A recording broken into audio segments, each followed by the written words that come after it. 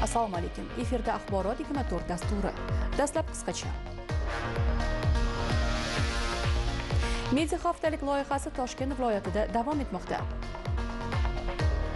Farg'onada zakovat intellektual o'yini tashkil qilindi.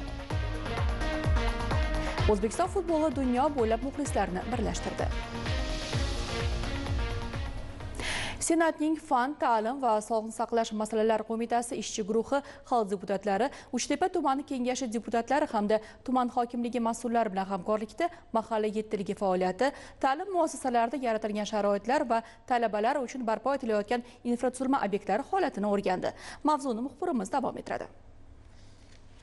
Tashrif avvalda tumandagi Farhod mahallasi binosi faoliyati bilan tanishildi. Mahalla yettiligi uchun yaratilgan sharoitlar ko'zdan kechirilib, aholi murojaatlari bilan ishlash, ijtimoiy muammolarni hal etish va mahalla tizimi samaradorligini oshirish masalalari yuzasidan fikr almashildi. Shundan so'ng 44-sonli umumta'lim maktabida bo'lib, zamonaviy o'quv xonalari va laboratoriyalarda yaratilgan imkoniyatlar bilan tanishildi. Xususan, IT, qandolatchilik va tibbiyot yo'nalishlari bo'yicha maxsus xonalar, shuningdek, kimyo, biologiya hamda fizika laboratoriyalarining jihozlangani va ajratilgan mablag'larning maqsadli sarflangani o'rganildi. Tahlillar davomida O'zbekiston Davlat jahon tillari universiteti talabalari uchun davlat xususiy sheriklik asosida qurilayotgan talabalar turar joyi majmuasi ham ko'zdan kechirildi. Qayd etilganidek, mazkur majmua foydalanishga topshirilgach, 1500 nafar talabani turar joy bilan ta'minlash imkoniyati yaratiladi. Jarayonda bildirilgan takliflar asosida tegishli tavsiyalar ishlab chiqilib, aholi farovonligini oshirish, ta'lim sifatini yuksaltirish va yoshlarni qo'llab-quvvatlashga qaratilgan ishlar izchil davom ettirilishi ta'kidlandi.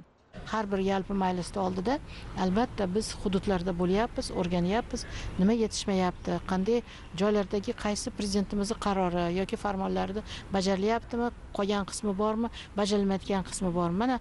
Mana shu masalalarni ko'tarib, biz yalpi majlisda bularni vazirlik, idoralar bilan keyin shu so'rovlarni yuborib va bu masalalarni hal etishga muvaffaq bo'lyapmiz.